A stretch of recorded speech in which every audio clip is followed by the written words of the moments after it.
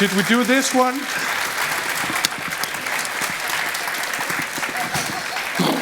Yeah. Whoops. All right. Can you all hear me? I sound very loud to myself. It's an honor to be here. I want to thank Woohoo for inviting me. I love talking about happiness. I teach happiness as part of my work at UC Berkeley. I teach a massive open online course called The Science of Happiness on the edX platform.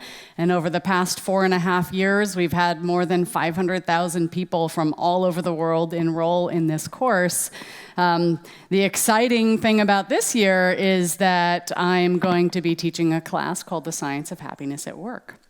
Actually, it's a series of 3 classes that are focused on some of the key insights that science has to offer to workplaces and organizations around how to bolster and support happiness for individuals, for people working together in teams, and for organizations as a whole.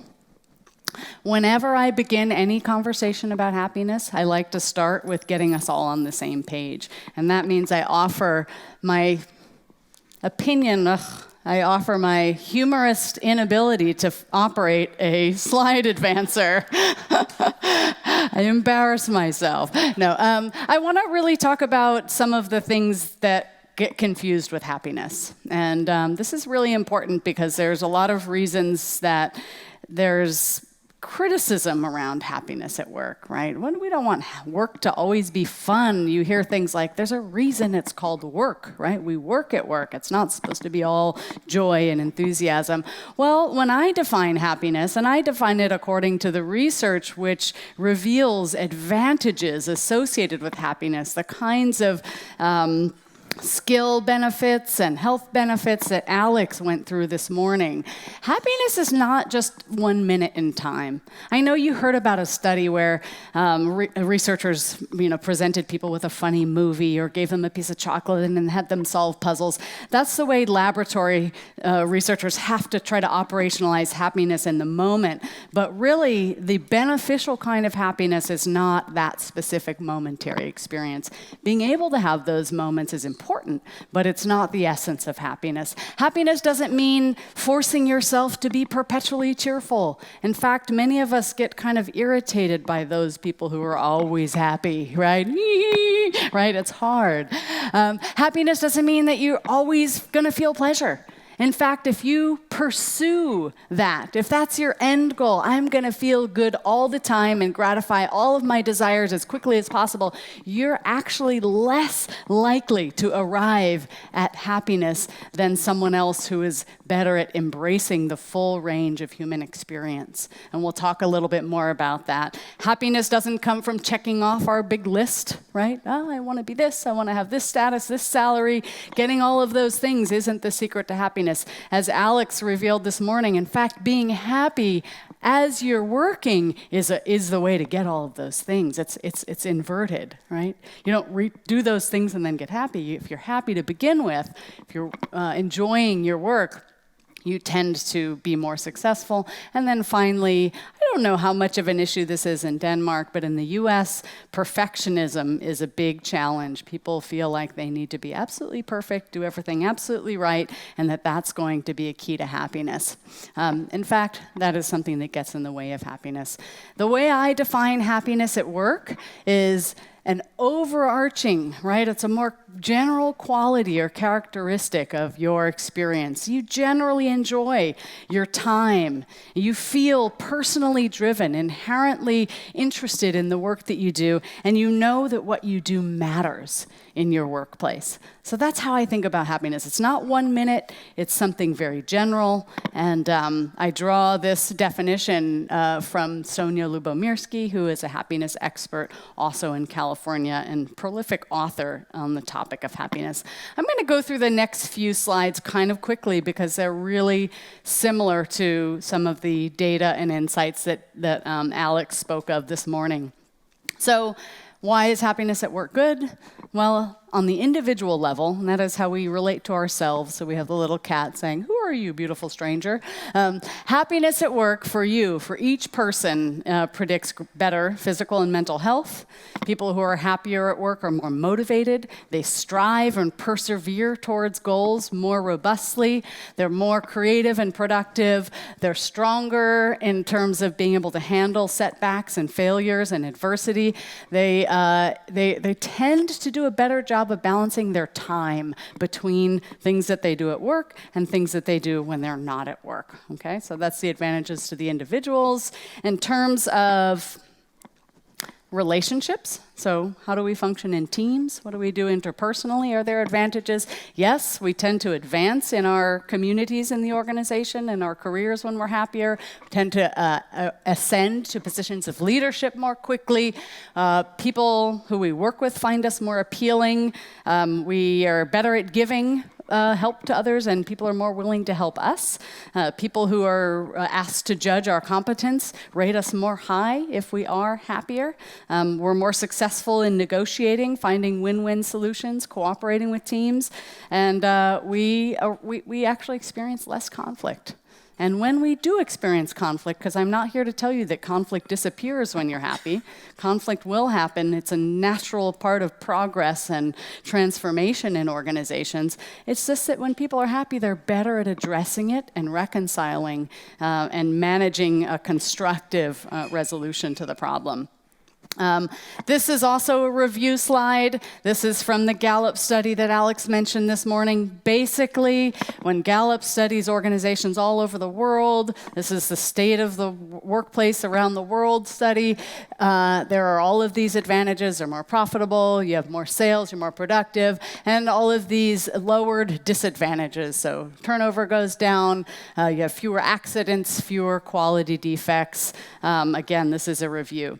So, my next sort of phase of talking with you is going to be to share some of the key insights that I've distilled from studying the literature on the science of happiness at work. What we do at the Greater Good Science Center is closely monitor scientific publications about how important our social connections, our tendency towards pro-sociality, that is being generous and compassionate, and our sense of meaningful belonging in communities is to our health, well-being, and ultimately happiness. So, on that thread, the three keys that I'm going to talk about with you today are: one, forget about work-life balance. And we'll talk more about why I have that attitude.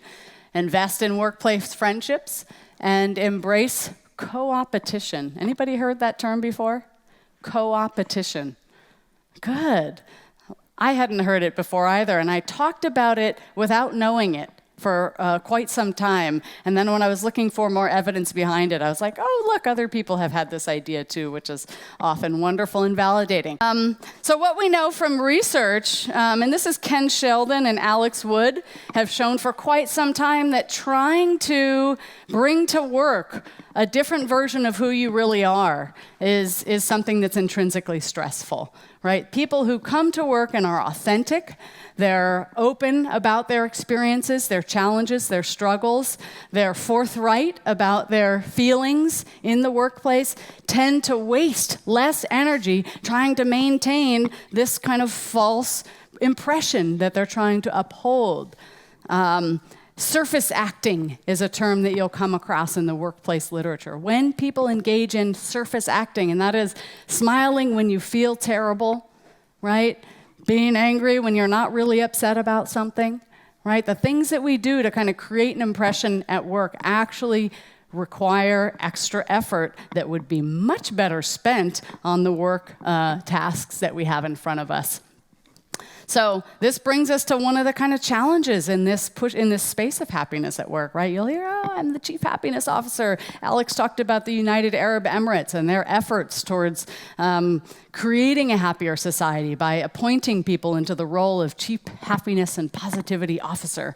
I've actually had the pleasure of training some of those people in Dubai, and it's quite an interesting task that they've presented themselves with. And what I wanted to show with the cartoon is this idea that maybe trying to enforce positive emotions all the time is going to be counterproductive. And Barbara Fredrickson, who is one of the world's experts in positive emotions, says empty positive emotions are about as good for you as adversity.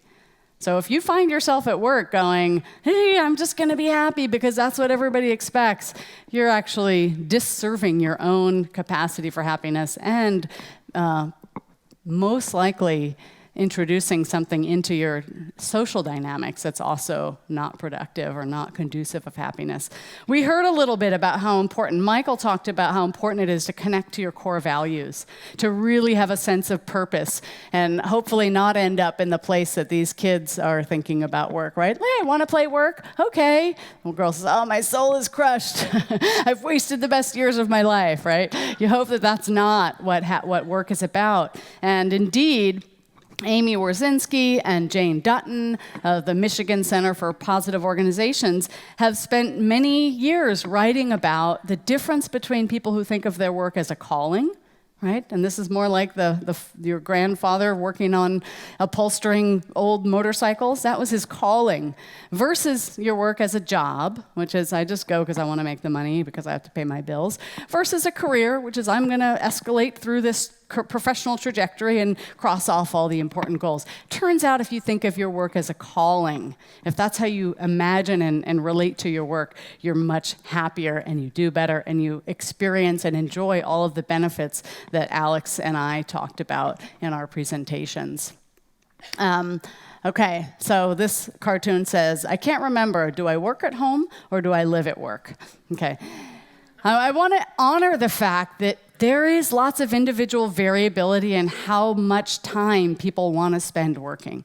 And that's okay. If you're the kind of person who really feels like 30 hours is the perfect amount, if you're the person who really just gets into extreme states of flow and a 70-hour work week feels very satisfying and fulfilling, that's okay. I'm not here to say I know exactly how many hours of work per week you need to do, but I am here to say that it's very important for human beings as a whole to have diversity in their activities.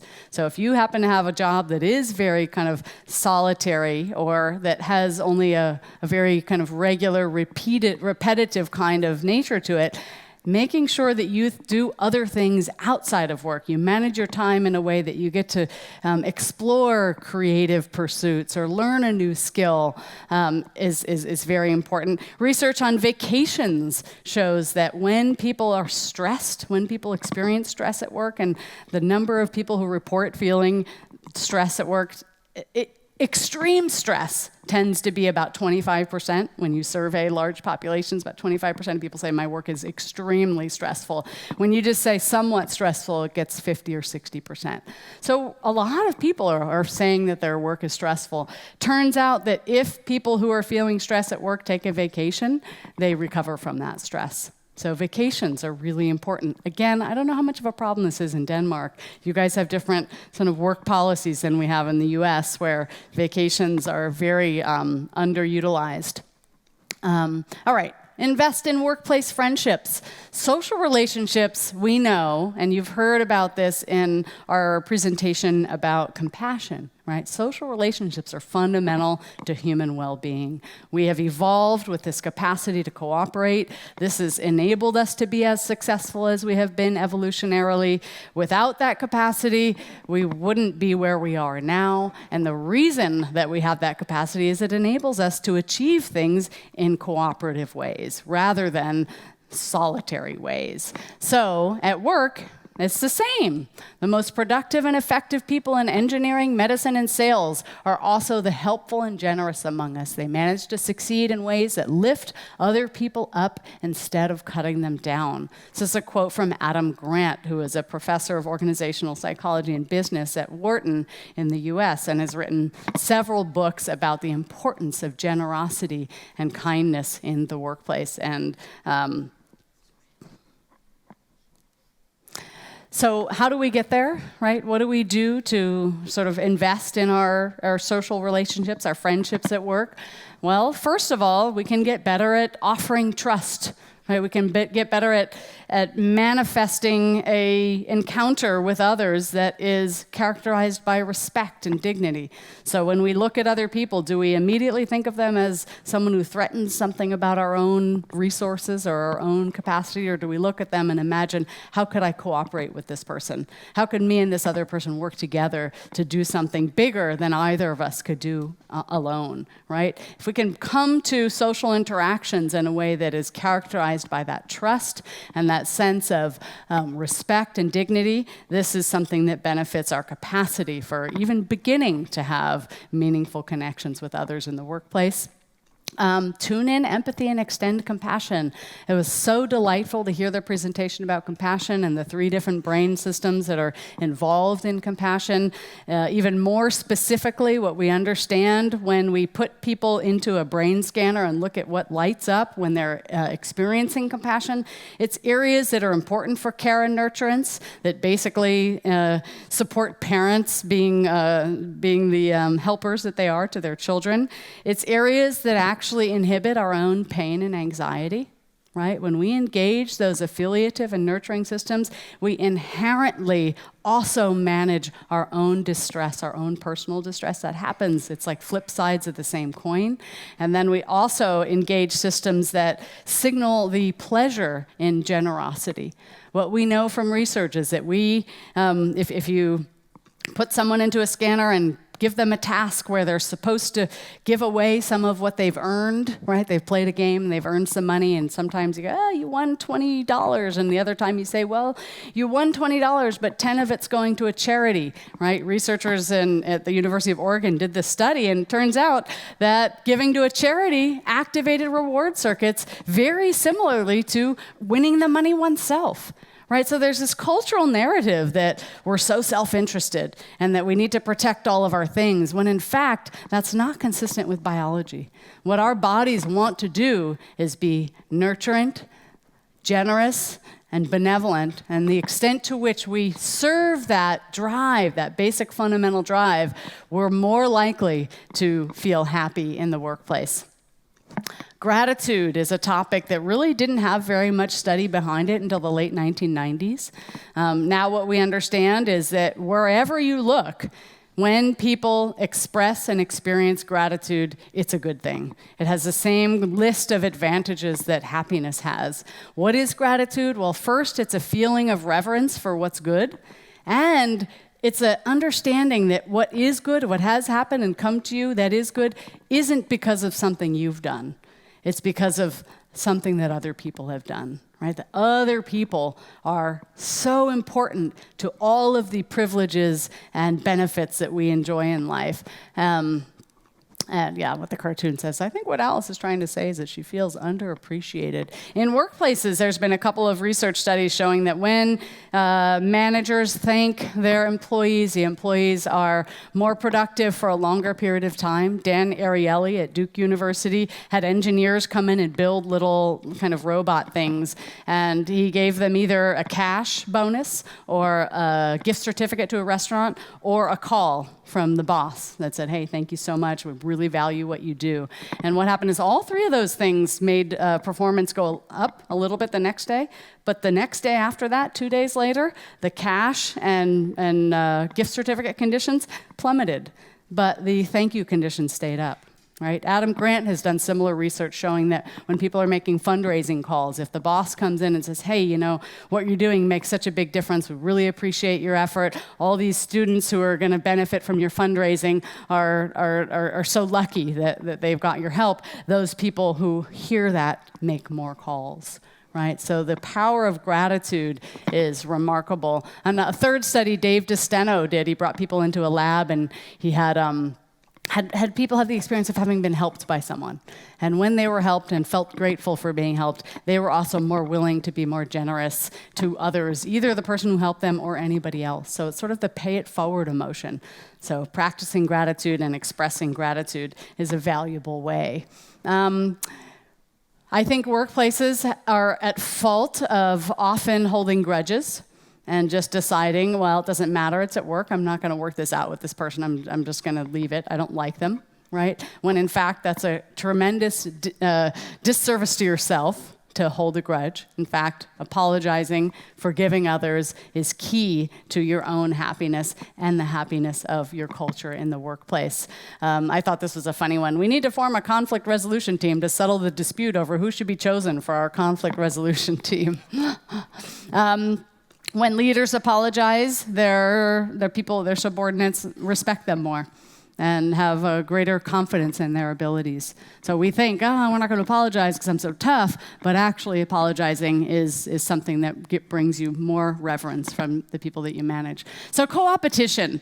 This is the idea that I used to talk about according to a study done by John Tower, where he really wanted to understand intrinsic motivation. So he had a basketball kind of experiment, and he had some people play basketball just by themselves. And the idea was, how many baskets can you make, right? As many as possible. He had other people play in teams. Team A, Team B, normal. This is what we see when we watch basketball on TV. And then, or play basketball. And then the third condition was everybody's on one team. Right? He wanted to know what was the most motivating. It turns out that the teams playing against each other was the most motivating. It was the most enjoyed and the most motivating. So we need to bring that insight, that co-opetition, that balance between competition and cooperation into our workplaces, because it's something that really fuels people's motivation and is most satisfying in the grand scheme of things. Reid Hoffman, one of the founders of LinkedIn, points this out. No one can succeed by themselves. The only way you can achieve something magnificent is by working with other people, right? There are lots of co-opetitions. How do you manage a community that has more co-opetition? Number one, it's really important to make sure everybody can talk to each other. So oftentimes you'll hear examples where there's some kind of open call in the company where somebody gets to call the CEO and ask a specific question about the direction of the company or their own experiences. Share knowledge preemptively. Google did a terrific study trying to understand what was the sort of essence behind the most high-performing teams. And a lot of it was about them sharing knowledge. I understand what you're about to do, and I know something that I know would help you. I'm going to tell you before you ask for it. It's a really important part of co-opetition. And giving people relational feedback, so explaining how what they're doing affects you and the team and the company rather than just the bottom line or their metrics of success. I'm very close to running out of time, so I'm just going to share this last cartoon.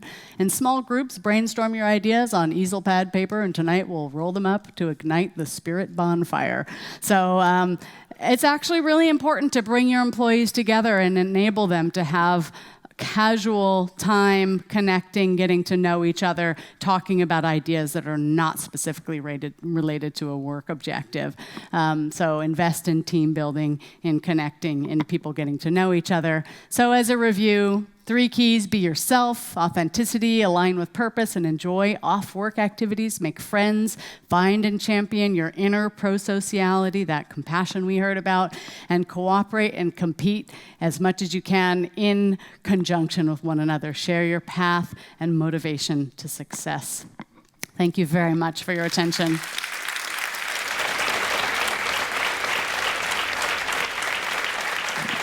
Stay on stage. Please stay on stage, Emiliana. It's such a pleasure to listen to you. Oh, thank you. It really is. Yeah, liked it so much. Don't you think so? Yeah. I talked to Emiliana about this before she went on stage because I'm going to ask her a question, and she's not an expert on that subject. And there are no experts on that subject. It's all because of Marjolein from the Netherlands. Where are you, Marjolein? Can you please stand up? Can you please stand up so that we can see? Marjolein just put a brilliant question in the break, and you can sit down and participate in the next one because I'd like you to answer 2 questions. How many of you inside here are male? Yeah. How many inside here are female? About 64%. Did you see the pattern here? About 2/3. And you see that all the time. When you do speeches or courses on workplace happiness, on compassion, on soft stuff like that. And we all know that workplace happiness works, and it's the future. So how come that more women than men take an interest in it?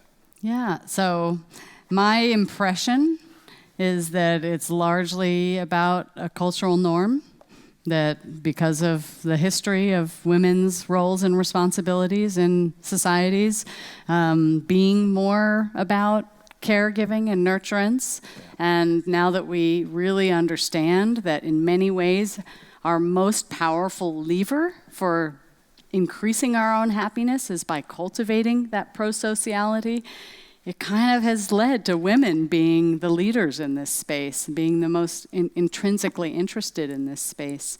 And if you look at organizational structures, which are created through centuries, they are mostly created by men, aren't they? Yeah, well, I don't know how long. I'm not an expert in the history of that trajectory, but I do appreciate that the kind of command and control sort of quality or style of leadership and organizations has prevailed for quite some time, and that's what's really coming apart at the seams. That's what we're seeing lead to massive disengagement, to massive stress, and unhappiness in the workplace. And so I do think we're realizing, we need to think about a different model. So could you put it this way? The future belongs to women. Yes, you could. Ladies and gentlemen, Emiliana Thank you. Thomas. Thank you.